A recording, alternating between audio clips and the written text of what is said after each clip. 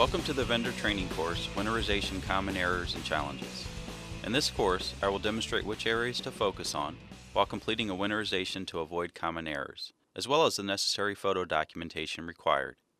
These tips will minimize the likelihood of freeze damage and help protect you from liability. Let's begin. When completing a winterization, it is imperative that each stage of the process is documented by submitting accurate and clear before, during, and after photos.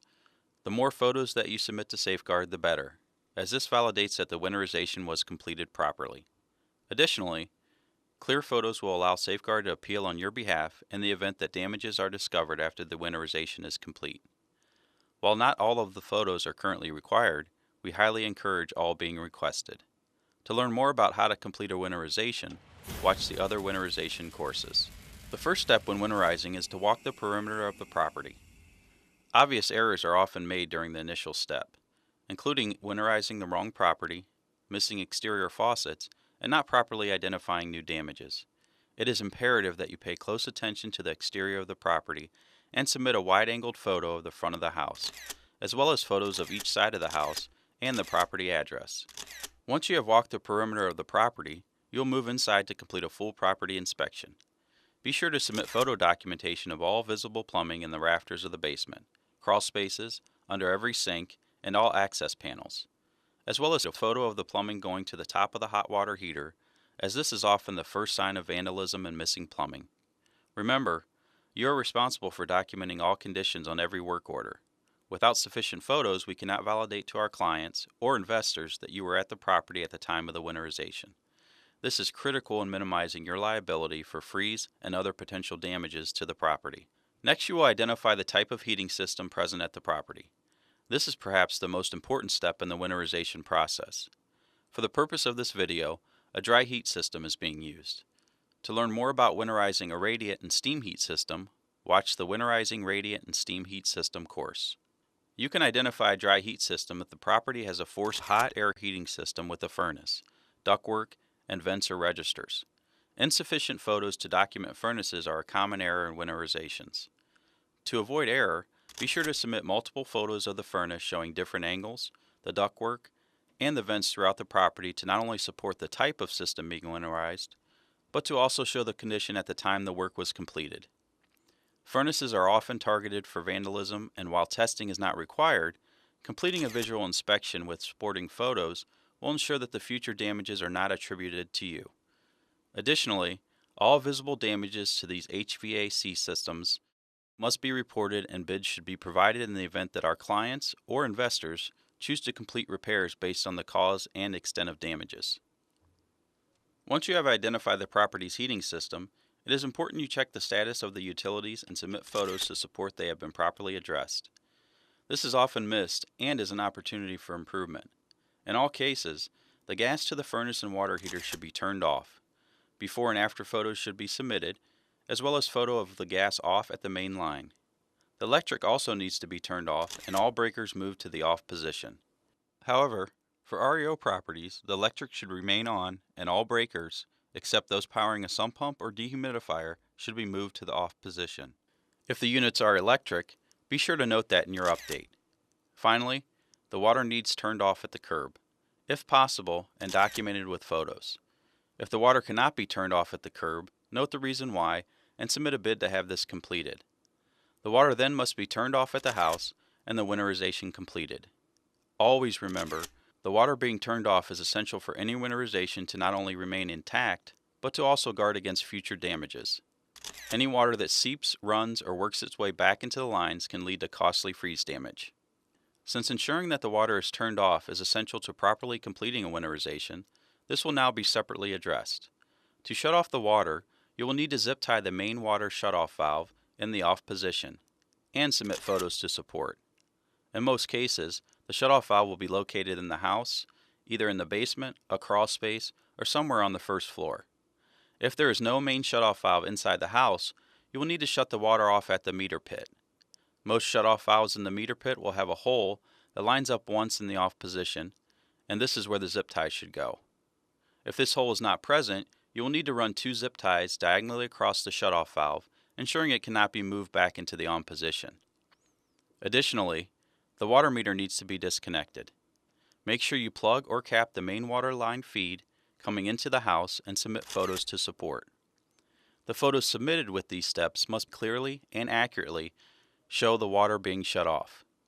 Photo documentation of this step includes before and after disconnecting, zip tying, and before and after photos of plug installation. In the event a water meter cannot be disconnected due to the city regulations, documentation of this must be uploaded to vendor web. Water meters should never be removed from a property unless required by the city. Clearing the lines of all water is paramount. Residual water can build up and lead to damages once it freezes. Performing a gravity drain by opening all faucets, valves, and draining the hot water tank is difficult to show in photos. However, you must submit a photo of a hose from the hot water heater leading to a floor drain or outside away from the foundation. Just as with HVAC systems, insufficient photos, documentation, and bids for damages to hot water heaters are common winterization errors that can be prevented. Do not empty the hot water heater directly onto the floor, as this can lead to mold and water damage. Once the gravity drain is complete, all lines must be blown free of water, using a minimum 3.8 CFM air compressor. Photos must show a proper air compressor being used. In this step, it is important to document that all faucets and valves are opened, drained, and then closed. Documentation may consist of 20 photos or more depending on the number of bathrooms, fixtures, etc. For example, the draining of the hot water heater could at least be 3 photos. The hose hooked up to the hot water heater, the hose running across the floor to the drain, and the water coming out of the hose and going into the drain. Also submit photos showing the air compressor hooked up, the water coming out of the lines, and the air compressor hooked up to a second location if needed. It is critical that you blow both the hot and cold water lines, as they are separate systems. Only blowing one set of lines is a common error and can lead to freeze damage. You must blow the lines even if there is some missing plumbing. Again, the more photos, the better. Next, remember to blow out the water line and ice maker connected to the refrigerator. Additionally, open the shower diverter in the tub area to ensure all water is cleared. This step is often missed and is imperative to completing a winterization properly. If the property has a water softener, be sure to drain the tank. A pressure test is required to ensure the system holds the pressure and has no leaks. Be sure to include 4 photos of the pressure test passing, time and gauge at the beginning of the pressure test, as well as at the end of the pressure test. The pressure test should be at 35 psi for 30 minutes. The results of the pressure test, pass or fail, need to be documented on the update, and a bid must be submitted in order to repair. Be sure to submit bids to make repairs to all visible damages with clear photos to support each damage. For example, if you are bidding to repair 3 breaks, you must submit photos of all 3 line breaks labeled as bid photos. Also, be sure to fill out the damage section as appropriate. If the pressure test fails, place a bid to repair visible damage. If damage is not visible, denote the point where non-visible damage is most likely located and submit a bid to make non-visible damage visible. If the property is REO, you'll want to repair the damage based on the allowable documented in the work order. If additional repairs are required, which do not fall within the allowable, you should estimate the cost of these repairs and provide a bid. Proper documentation includes photos, bids, and a damage report with an eyeball estimate. Failure to document correctly can lead to damages being missed and future financial losses. The addition of antifreeze is required and must be documented. Often the wrong type of antifreeze is used or not enough antifreeze is added. Be sure to use only non-toxic pink RV antifreeze and make sure to add enough to ensure the preservation of the plumbing system. Saving a few cents on antifreeze on this step could potentially cost you thousands of dollars in repairs down the road. Toilets must be first cleaned and photos submitted to support. Once cleaned, you will need to remove the water in the tank and bowl. For best practices, use a hand siphon or wet vac. After all water is removed, pour non-toxic antifreeze into all the toilet bowls above the siphon line and also into the toilet tanks above the rubber flapper. Next, winterization wraps are placed on each winterized toilet.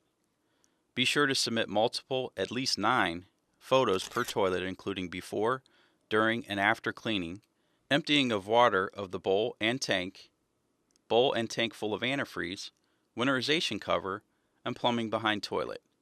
Additionally, antifreeze needs to be poured down all drains. including but not limited to sinks, bathtubs, showers, and dishwashers. For sinks, submit up to 5 photos per set, before, during, and after antifreeze being added, as well as 2 of the plumbing beneath the sink showing it intact. For tubs, submit up to 5 photos per set, before, during, and after antifreeze being added, as well as the shower head, faucet intact. Again, photo documentation is needed to support that each area is correctly winterized. Winterization stickers are to be placed on all winterized fixtures and valves. The final step when completing a winterization order is to take meter readings for water, gas, and electric. It is mandatory that these readings be reported when submitting the order completion. This is important information should the winterization ever become compromised.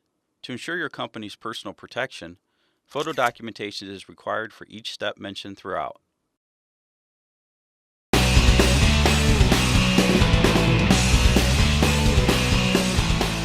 I hope you found this course helpful. To learn more about winterizing a property, view our additional winterization related courses.